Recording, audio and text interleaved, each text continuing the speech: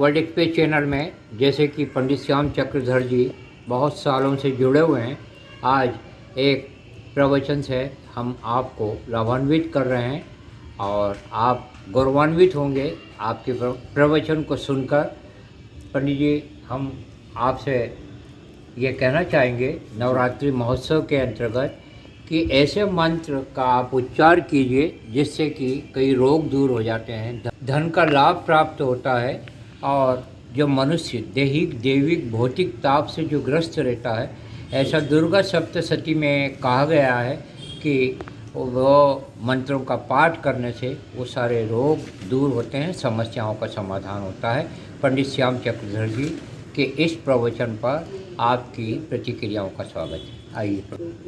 जैसा कि आपने प्रश्न करा कि दैविक भौतिक तापों का निवारण दुर्गा सप्तशती के किन मंत्रों के माध्यम से हो और आर्थिक लाभ भी मनुष्य को प्राप्त हो, आरोग्यता प्राप्त हो, इनके लिए दुर्गा सप्तशती में अनेकों मंत्र बताए। जैसी कामना है वैसे ही उसी मंत्र का उसके अंदर उल्लेख किया गया है कि जो भी मंत्र बताया, जैसे सब बाधाओं को समाप्त करना है तो सर्वा बाधा प्रशमनम त्रैलोक्य अखिलेश्वरी एवं तत्त्वयात् कार्यो अस्मद्वेरी विनाशनम। इस मंत्र का बोले दुर्गा सप्तशती के साथ संपुट लगा करके पाठ करते हुए। तो संपुट किसको कहते हैं? संपुट उसको कहते हैं कि ये जैसे मंत्र दुर्गा सप्तशती का एक है, या श्री स्वयं सुकृतनाम भवने सुलक्ष्मी पापा, ये लक्ष्मी प्राप्ति के लिए, या श्री स्वयं सुकृतनाम भवने सुलक्ष्मी पापात्मनाम कृतयाम हृदय बुद्धि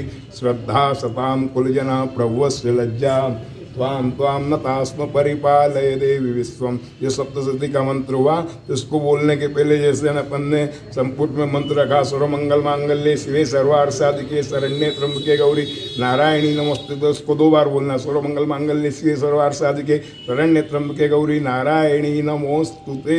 और फिर सप्तशती का एक मंत्र, यानी 3 पाठ सादे कर लो, चाहे 1 पाठ संपुट लगा के कर लो, बराबर समय लगता है। 700 मंत्र हैं। ऐसे तो पूरे निवारण के लिए दुर्गा सप्तशती का जो पाठ बताया है, दुर्गा सप्तशती के पाठ के 6 अंग बताए हैं। 6 अंग ये हैं कवच, अर्गला, कीलक और पूरे 13 अध्याय, जिसमें प्रथम चरित्र, मध्यम चरित्र, उत्तर चरित्र के नाम से वो, और आखिरी के 3 अध्याय उसमें बताए गए रहस्य के। रोग के लिए कोई मंत्र? रोग के लिए भी बताया है, रोगान शेषान पहंसी तुष्टा रुष्टा तुकामान सकला अधिष्ठान त्वामाश्रितानां विपन्नराणां त्वामाश्रिताः श्रयतां प्रयान्ति। क्या बात। विद्या के लिए? विद्या के लिए भी बताया है। विद्या के लिए बताया है, विद्या समस्तास्तव देवी भेदा श्रिया समस्ता सकला जगस्तु त्वयैकया एतं एतत्कातेस्तु तिष्ठव्य परा परोक्ति। रोजगार के लिए? रोजगार के लिए भी उसमें बताया है। रोजगार के लिए मतलब रोजगार के लिए से रोजगार नहीं बोला इसके अंदर उन्होंने, उसने बोला है कि जैसे दारिद्र है ना, हाँ, तो दारिद्र दुख वैहारिणिका तो धन्या सर्वोपकार करणाय सदा दृचित्ता एभिर्हते जगतो सुपंतते दे कुर्वन्तु नाम नरकाय चिराय पापम। किस चीज़ का पालन करना चाहिए मंत्र का जब उच्चार दुर्गा सप्तशती का व्यक्ति पाठ करे? सबसे पहले तो शारीरिक शुद्धि का पूरा ध्यान रखना चाहिए। हाँ। आचमन प्राणायाम करना चाहिए, गुरु मंत्र का स्मरण करना चाहिए। गुरु ना होवे तो भगवान महादेव या श्री कृष्णम वंदे जगत गुरु, इनको गुरु रूप में स्मरण करके और फिर संकल्प लेना है। संकल्प यानी इस कार्य को मैं करने जा रहा हूँ, कार्य की प्रतिज्ञा को संकल्प कहते हैं। समय क्या रहना चाहिए समय तो पाठ के लिए? दुर्गा सप्तशती के पाठ के लिए जैसे अभी नवरात्र का जो पर्व चल रहा है, तो इसमें तो 24 आवर्स में कभी भी कर सकता है व्यक्ति। बाकी प्रातःकालीन वेला बहुत ही सर्वश्रेष्ठ है और सायंकाल में भी कर सकते हैं, मगर ये सूर्योदय के पहले हो जाए, सूर्यास्त के पूर्व हो जाए।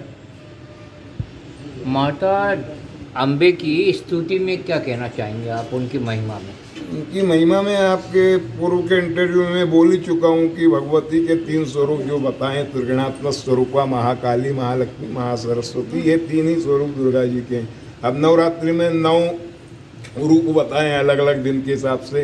प्रथमम शैलपुत्री, पहले दिन शैलपुत्री बताया, प्रथमम शैलपुत्री, द्वितीयम ब्रह्मचारिणी, दूसरे दिन ब्रह्मचारिणी, तृतीयम चंद्रघंटेति, कुष्मांडेति चतुर्थकम, और पंचमम स्कंदमातेति, षष्ठम कात्यायनी च, कात्यायनी, षष्ठम कात्यायनी, सप्तमम कालरात्रि थी, आज माँ कालरात्रि का दिन है, सप्तमी है, सप्तमम कालरात्रि थी, और महागौरी थी चाष्टमम, नवमम सिद्धदात्री, नव दुर्गा प्रकृतिता, यानी दुर्गा के ही स्वरूप से ये 9 स्वरूप भगवती के 9 दिन में 9 स्वरूप में को पूजा जाता है। जैसे कि प्रथम दिन शैलपुत्री, जैसा अभी श्लोक में बताया मैंने, दूसरे दिन ब्रह्मचारिणी, प्रथमम शैलपुत्री, द्वितीय ब्रह्मचारिणी, तीसरे दिन चंद्रघंटा, चौथे दिन कुष्मांडा, पंचमम दिन स्कंद माता, छठे दिन कात्यायनी, और सप्तमम दिन कालरात्रि, और महागौरी अष्टमी के दिन, और नवमी के दिन सिद्धरात्रि। खान पान की पवित्रता के बारे में, खान पान की पवित्रता तो बिल्कुल बताई गई है ना। अपने इसके अंदर जो मनुष्य के लिए पाने की वस्तुएं जो बनाई गई हैं, जो मनुष्य के ही लिए पाने के लिए बनाई गई है, किसी जीव को तो पाने का उसमें विधान ही नहीं है। पूर्ण रूप से सात्विक और निर्मल भाव से रहते हुए भगवती की आराधना उपासना करना है, सात्विक आहार लेना है, और अन्न का त्याग, जो फलहार, तो फलहार के अंदर तो वास्तव में देखो कहा गया भैया, फलहार शब्द क्या है, फल आहार है ना। अब उस फलहार में बहुत सारी चीज़ें लोग बनाने लग गए हैं, साबूदाने की खिचड़ी और फलाना और मोरधन और राजगिरे का आटे का हलवा और पूड़ी भी और सब्जी भी और जाने क्या क्या, दही भी और दूध भी, मालूम नित्य दिन तो मालूम पड़ा 2, 2.5, 3 रोटी में काम हो जाता है, और फलाहार वाले दिन मालूम पड़ गया है कि माता जी ने आधा किलो खा गई, तो फिर काहे का उपास।